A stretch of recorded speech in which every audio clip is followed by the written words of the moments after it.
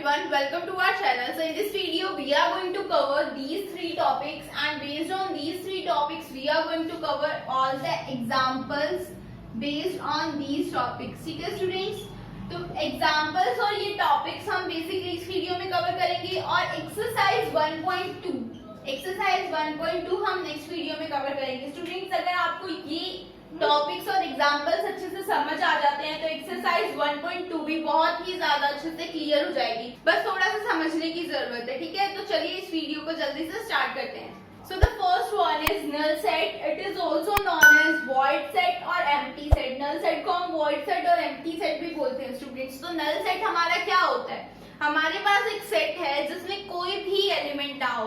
अगर कोई सेट ऐसा है जिसमें कोई भी एलिमेंट ना हो तो उस सेट को हम क्या बोलते हैं स्टूडेंट्स? उसको हम नल सेट बोलते हैं. और इसकी बेसिकली हम रिप्रेजेंटेशन कैसे करते हैं? या तो 5 से या फिर ऐसा ब्रेसेस बना देते हैं और कोई भी एलिमेंट्स उसमें नहीं डालते हैं. मान लीजिए मेरे पास एक सेट है और मुझे बताना है कि ये नल सेट है, तो या तो मैं 5 लगाऊं, इस सिंबल को हम 5 बोलते हैं, PHI. ठीक है, इसको हम 5 बोलते हैं, या फिर मैं ये वाला ब्रेसेस लगा दूं और कोई भी एलिमेंट इसमें ना डालूं. ठीक है, ऐसा कभी नहीं होगा स्टूडेंट्स कि आप ऐसे कर दें, ये गलत है, ये नल सेट नहीं है. अब ये क्या है? ये एक सेट है जिसमें मेरे पास एक पर्टिकुलर एलिमेंट है 5, तो ये मेरा नल सेट नहीं होगा. नल सेट को हम सिर्फ ऐसे ही रिप्रेजेंट कर सकते हैं, या तो 5 लगाओ या फिर सिंपल ब्रेसेस बना के छोड़ दो. ठीक है, मान लीजिए आपसे पूछा जाए कि एक ऐसे बच्चे का नाम बताओ जो करेंटली अभी 10th में भी है और 11th में भी है, तो ऐसा शायद कोई भी बच्चा नहीं होगा स्टूडेंट्स जो 10th में भी पढ़ रहा हो और 11th में भी पढ़ रहा हो. तो ऐसे जो सेट्स होते हैं वो क्या होते हैं? नल सेट होते हैं. एक और एग्जांपल लेते हैं हम. एक ही एग्जांपल है स्टूडेंट्स मेरा ए. इसमें क्या है? x सच दैट x जो है वो 1 से बड़ा है और 2 से छोटा है. और क्या है हमारी कंडीशन? जो x है वो नेचुरल नंबर है. तो स्टूडेंट्स यहाँ पे ये जो सेट होगा वो नल सेट होगा. क्यों? क्योंकि जो हमारे नेचुरल नंबर्स होते हैं वो होते हैं 1 2 3 ऐसे होते हैं.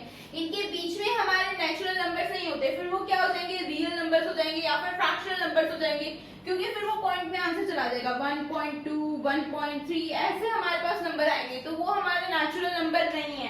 तो 1 और 2 के बीच में हमारे पास कोई नेचुरल नंबर एग्जिस्ट नहीं करता है. तो ये हमारा कैसा सेट है? ये सेट है मेरा नल सेट. तो ऐसे सेट स्टूडेंट्स जिनमें कोई भी एलिमेंट ना आए उन सेट को हम बोलते हैं नल सेट, एम्प्टी सेट या फिर वॉइड सेट.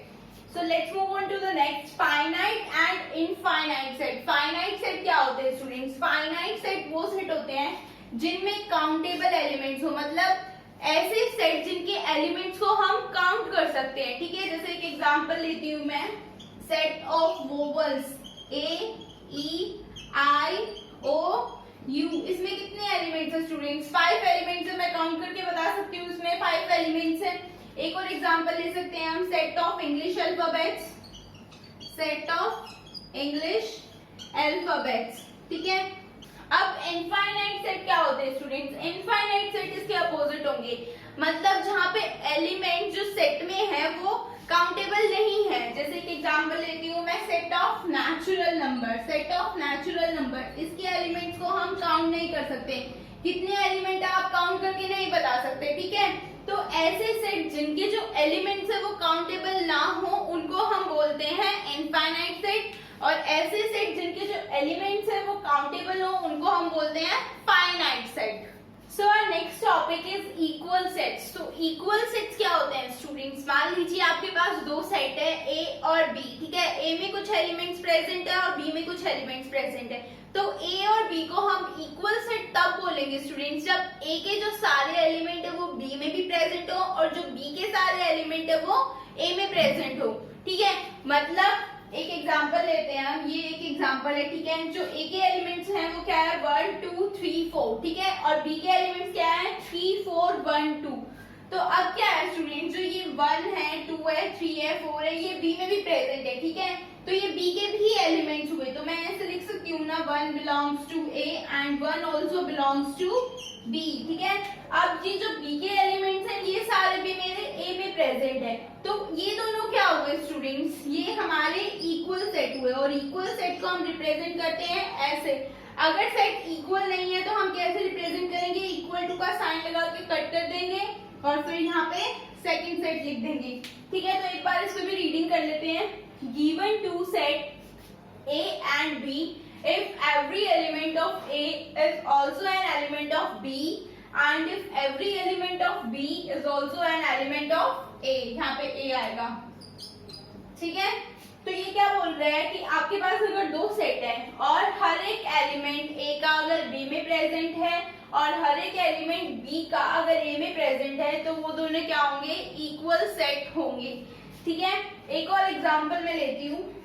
अब मेरे पास ये दोनों सेट्स है स्टूडेंट्स, इसमें हमारे पास कौन से एलिमेंट है 1 2 3 और B में हमारे पास क्या एलिमेंट है 1, दो बार 2 रिपीट हो रहा है, दो बार 3 रिपीट हो रहा है और 1 भी हमारा रिपीट हो रहा है, ठीक है। तो अब ये दोनों इक्वल सेट्स हैं स्टूडेंट्स, ये दोनों भी हमारे इक्वल सेट्स हैं। A is equals to B, हमारे पास कोई भी फर्क नहीं पड़ेगा अगर एलिमेंट्स रिपीट हो रहा है, तो सेट कभी भी चेंज नहीं होता अगर एलिमेंट रिपीट हो रहा है तो। इसीलिए हम रोस्टर फॉर्म में जब एलिमेंट्स लिखते हैं तो हम रिपीटिशन अवॉइड करते हैं, क्योंकि सेट चेंज नहीं होगा अगर एलिमेंट रिपीट हो भी गया तो। अब देखिए, अगर मुझे ये पता करना है कि जो 1 है वो B में प्रेजेंट है या नहीं, तो 1 हमारा B में भी प्रेजेंट है, बेशक से दो बार प्रेजेंट हो लेकिन प्रेजेंट तो है। उसके बाद 2 भी प्रेजेंट है, 3 भी प्रेजेंट है, इसलिए A जो है और B जो है हमारे ये दोनों क्या है, इक्वल सेट है, ठीक है। हमारे अनइक्वल सेट्स कब होंगे स्टूडेंट्स, जब मेरे पास A में तो हो 1 2 3 और B मेरा कोई सेट हो 1 2 3 एंड 4। अब ये जो 4 है स्टूडेंट, ये मेरा B का एलिमेंट है लेकिन ये मेरा A का एलिमेंट नहीं है, ठीक है। इसीलिए जो A और B है वो अब इक्वल सेट नहीं है, वो अब अनइक्वल सेट है। So now let's see some examples. मैं बुक में से रीड कर रही हूँ, आपको स्क्रीन पे दिख जाएगा। सो एग्जांपल नंबर 6 देखिए, state which of the following sets are finite और इनफाइनाइट। हमें क्या देखना है, हमें हमारे पास कुछ सेट गिवंस है सेट बिल्डर फॉर्म में, ठीक है। हमें बताना है कि ये फाइनाइट है या इनफाइनाइट है। तो फर्स्ट देखिए, x सच दैट x जो क्या है नेचुरल नंबर है, बिलोंग्स टू n लिखा हुआ है, एंड x माइनस 1, मैं लिख देती हूँ इसको, x minus 1 and x minus 2 is equals to 0। तो हमें क्या बताना है स्टूडेंट, ये जो हमारा सेट है ये फाइनाइट है या इनफाइनाइट है, और x क्या है मेरा नेचुरल नंबर है, ठीक है। तो जब स्टूडेंट्स मैं यहाँ पे 1 रखूंगी, 1 माइनस 1, अगर मेरा जो x है वो 1 है, ठीक है, x मैंने 1 मान लिया है, तो 1 minus 1 and 1 minus 2 is equals to 0 होगा, बिल्कुल होगा, क्योंकि ये हमारा क्या हो जाएगा 0 हो जाएगा, और 0 को किसी से भी मल्टीप्लाई करें तो 0 ही आएगा। ऐसे जब मैं x को 2 रखूंगी तो ये वाला जो पार्ट है ये 0 हो जाएगा, और 0 को किसी से भी मल्टीप्लाई करें 0 ही आएगा। तो जो मेरे पास रोस्टर फॉर्म में सेट आएगा स्टूडेंट वो क्या आएगा 1 एंड 2। 1 और 2 पे हमारा आंसर 0 आ रहा है, बाकी किसी पे नहीं आएगा। 1 और 2 पे हमारा आंसर 0 आएगा, तो ये इसमें हमें आंसर मिल रहा है, तो ये क्या है हमारा फाइनाइट सेट है। सो नेक्स्ट देखते हैं, ऐसे x such that x belongs to n and x square is equals to 4। तो हमारे पास क्या है स्टूडेंट, जो x है वो नेचुरल नंबर है, ठीक है, यहाँ पे लिख देती हूँ मैं, जो x है वो नेचुरल नंबर है, और अगर मैं उसका स्क्वायर करूँ तो वो क्या आएगा 4 आएगा। तो ऐसा एक ही नेचुरल नंबर होता है और वो होता है 2, अगर मैं इसका स्क्वायर करूंगी तो 4 मिलेगा, तो मेरे पास आंसर मिल रहा है। तो ये भी क्या है फाइनाइट सेट है। सो नेक्स्ट पार्ट देखते हैं, x such that x belongs to n and 2x minus 1 is equals to 0। 2x minus 1 is equals to 0, और जो x है वो क्या है मेरा नेचुरल नंबर। तो स्टूडेंट्स ये क्या है, ये मेरा फाइनाइट सेट है। अब फाइनाइट सेट क्यों है स्टूडेंट्स ये, क्योंकि ऐसा कोई भी नेचुरल नंबर नहीं होगा जब मैं उसको मल्टीप्लाई करूं 2 के साथ और उसको माइनस करूं, उसमें से माइनस करूं 1 तो 0 आए, तो ऐसा कोई भी सेट नहीं होगा। तो ये क्या होगा स्टूडेंट्स, नल सेट होगा, ठीक है। A is equals to null set, और नल सेट जो होता है स्टूडेंट्स वो हमारा फाइनाइट सेट होता है, ठीक है। तो इसीलिए ये जो हमारा सेट होगा ये होगा फाइनाइट सेट, और इसका आंसर क्या है नल सेट, ठीक है। सो नेक्स्ट पे मूव ऑन करते हैं, x such that x is the natural number and x is prime.